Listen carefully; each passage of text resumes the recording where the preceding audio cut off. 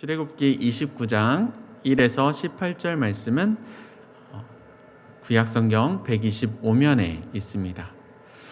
다 찾으신 줄로 믿고 함께 한 목소리로 합독하도록 하겠습니다.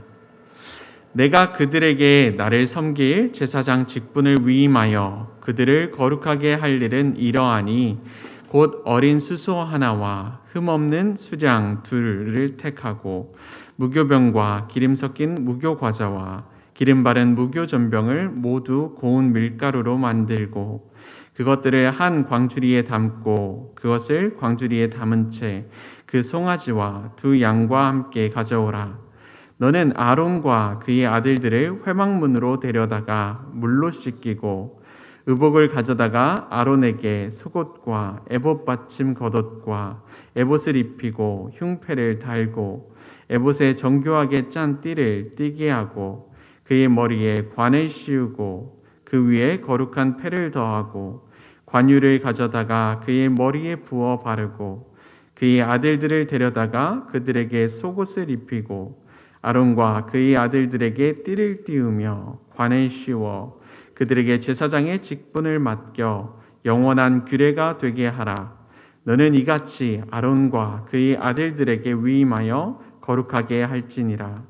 너는 수송아지를 회막 앞으로 끌어오고 아론과 그의 아들들은 그 송아지 머리에 안수할지며 너는 회막문 여호와 앞에서 그 송아지를 잡고 그 피를 내 손가락으로 제단 뿔들에 바르고 그 피 전부를 제단 밑에 쏟을지며 내장에 덮인 모든 기름과 간 위에 있는 꺼풀과 두 콩팥과 그 위에 기름을 가져다가 제단 위에 불사르고 그 수소의 고기와 가죽과 똥을 진 밖에서 불사르라. 이는 속죄제니라.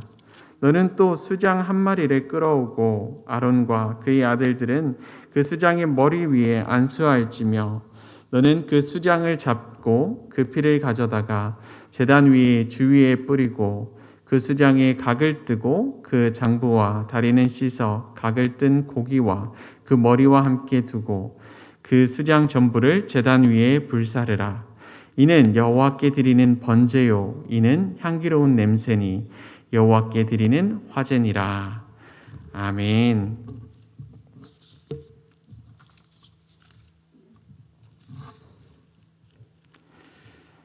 카일 아이들만의 팬인가 제자인가 라는 책을 읽어보게 되었습니다. 굉장히 10여 년도 넘게 된 2012년도에 쓰여진 책인데요. 굉장히 오래된 책인데요. 이 책을 읽어보면 이 저자는 우리에게 신앙생활을 하는 모습이 우리의 신앙생활의 모습이 누군가를 좋아하는 팬의 모습인지 아니면 정말로 그 사람을 따라가고자 하는 제자의 모습인지를 돌아보게 하는 그런 책입니다. 이 책을 읽다 보면 저도 모르게 내가 나의 삶 속에서 제자된 모습을 살아가는 것보다 때로는 팬의 모습으로 살고 있지는 않는가 하는 그런 생각을 하게 되었습니다. 팬과 제자의 차이는 무엇일까요? 팬은 무엇이고 제자는 무엇일까요? 저는 누군가의 팬을 한번 떠올리면 가장 먼저 떠오르는 것이 아이돌 그룹들을 좋아하는 아이들의 모습이 먼저 떠오르게 됩니다. 아이들은 자신들이 좋아하는 이런 아이돌 그룹에 대해 굉장히 많은 관심을 가지고 있습니다. 각 멤버들의 이름을 아는 것은 기본이고 그들의 몸무게, 키, 생일 이런 식으로 외부적으로 보여지는 것들에 대해서 굉장히 해박하게 잘 알고 있습니다. 그리고 일부 팬들 같은 경우는 자기가 좋아하는 이 아이돌의 일정, 스케줄들을 다 알아가지고 이들이 이동하는 그 경로를 똑같이 따라가면서 이들을 응원하는 그런 모습들을 보여주고 있습니다. 우리가 지하철을 돌아다녀 보면 아이돌들을 좋아하는 아이들들이 이제 팬들이 그 아이돌들을 위해서 그들의 생일 날짜가 됐을 때 지하철의 광고판에 게시해 두는 것들도 종종 발견할 수 있게 됩니다. 자기가 좋아하는 음악을 홍보하려고 하고 여러 가지 활동들을 최선을 다해서 하는 것, 그런 모습들이 팬의 모습일 것입니다. 그렇기 때문에 진정한 팬이 되는 것 역시 쉽지는 않을 것입니다. 하지만 팬과 제자의 사이에는 굉장히 큰 차이점이 있습니다.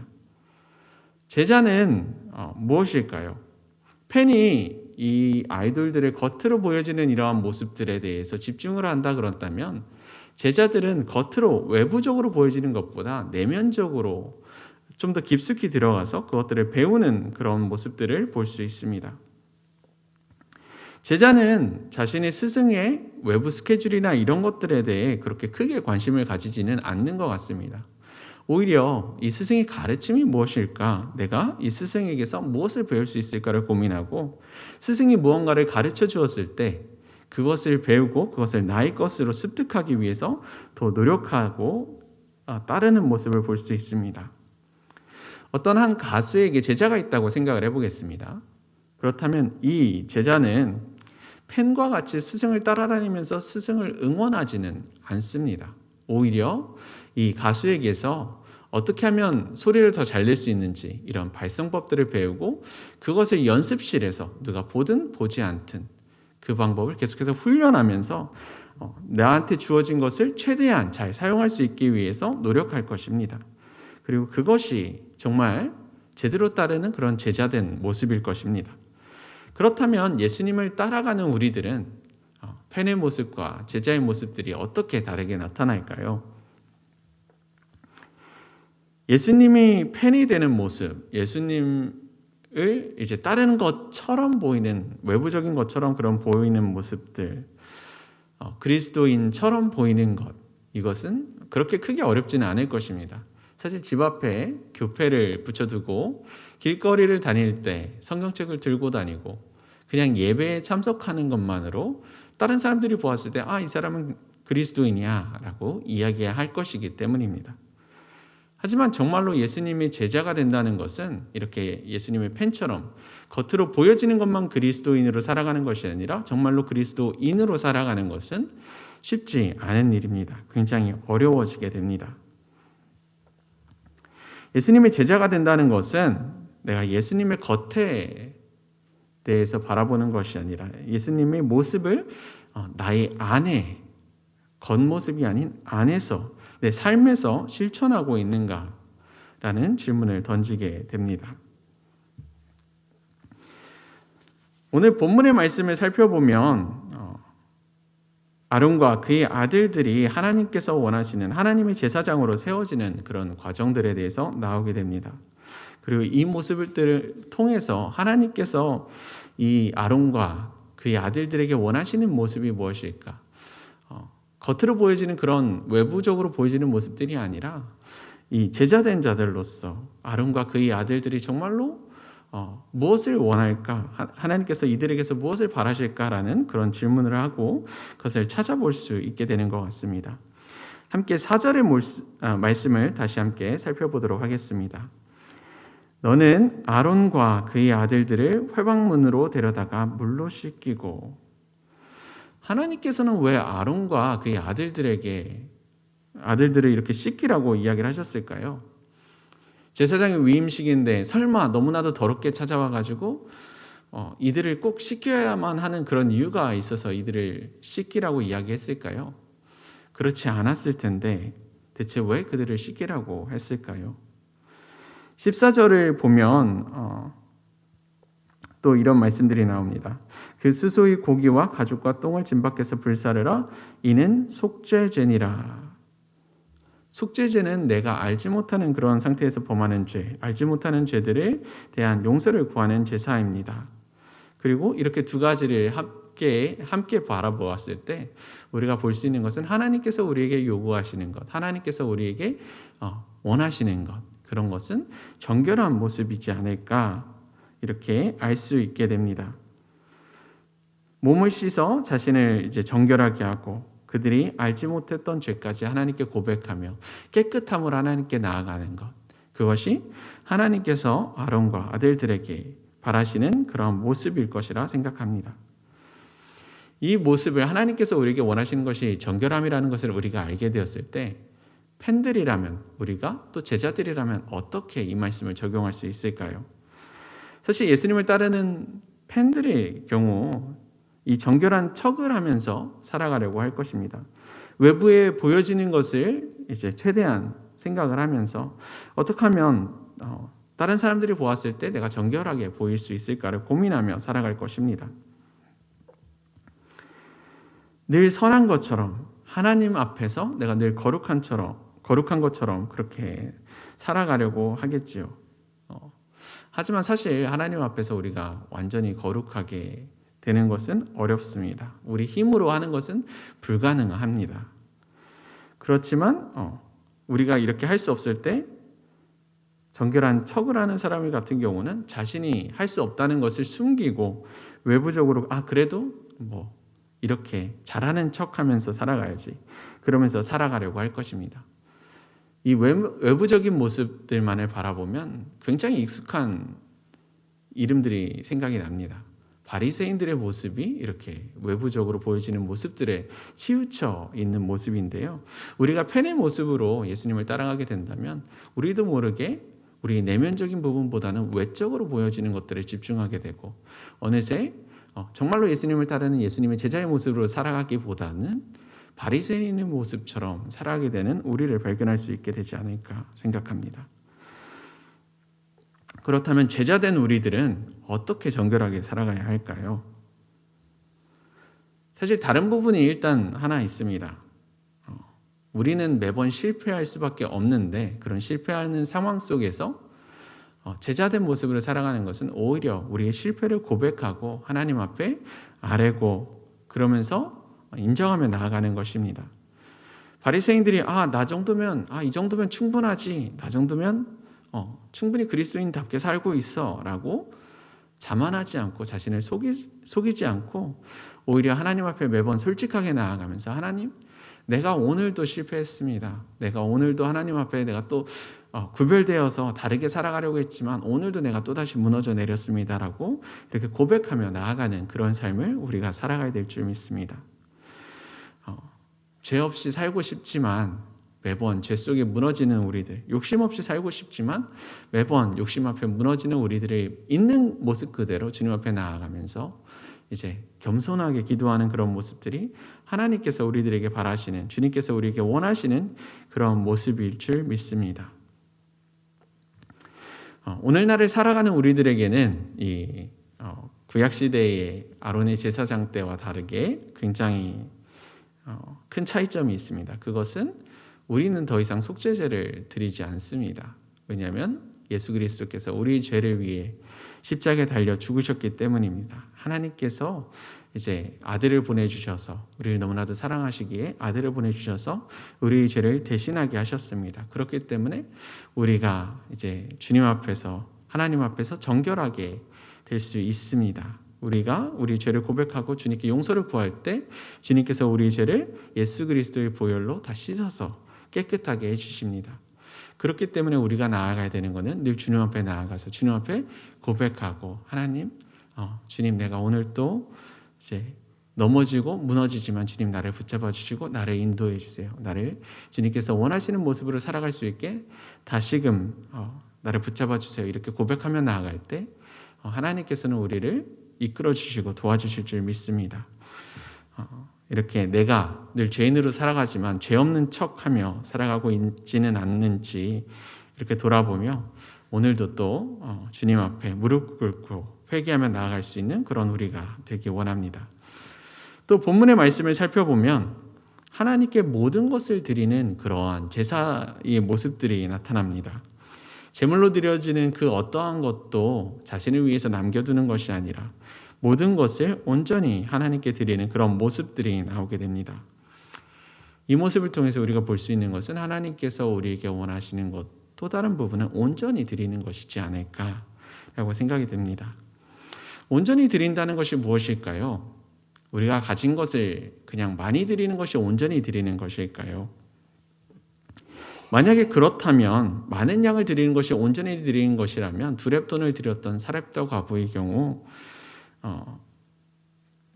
그 모습은 무시당하는 것이 맞았을 것입니다. 하지만 주님께서는 이 사렙다 과부의 두렙돈을 결코 적게 여기지 않으셨습니다.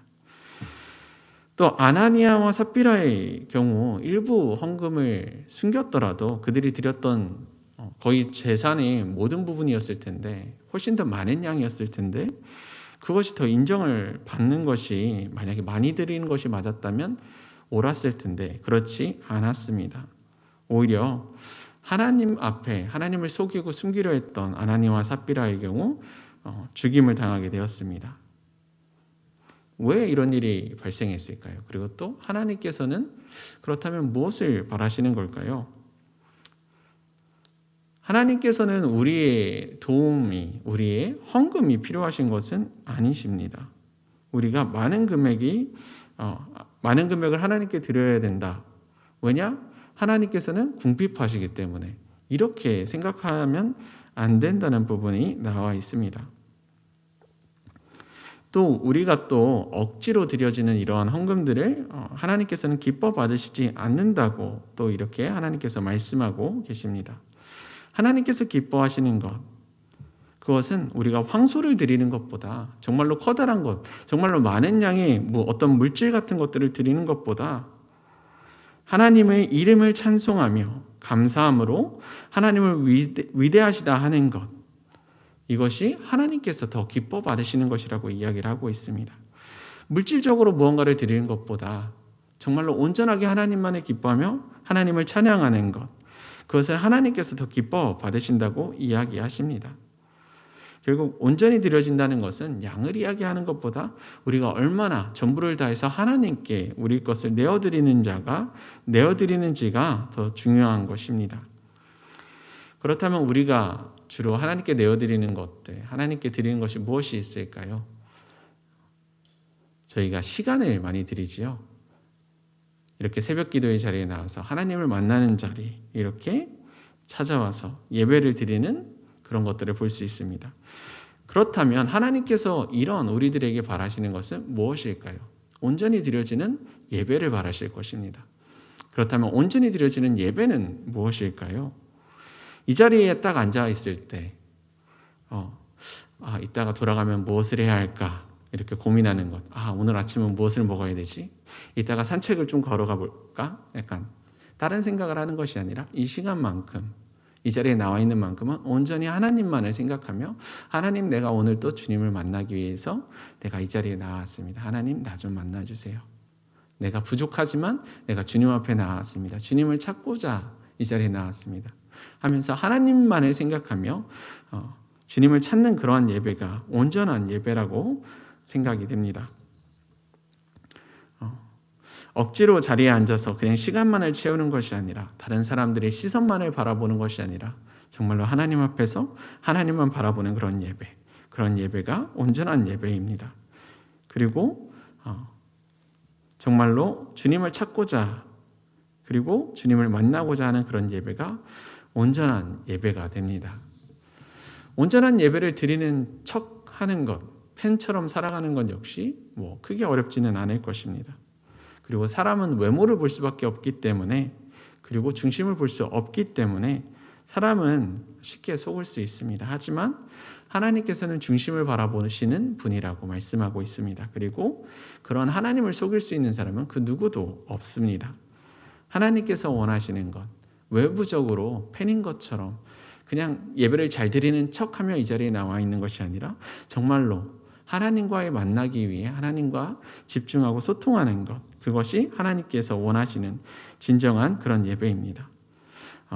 하나님께 온전히 또 내 삶을 드릴 때, 나의 모든 것들을 드릴 때 세상과 이렇게 하나님과 한 발씩 거쳐 있는 것이 아니라 오로지 하나님께 모든 것들을 드릴 수 있는 그런 것이 하나님께서 바라시는 그런 원하시는 삶이라 생각이 됩니다.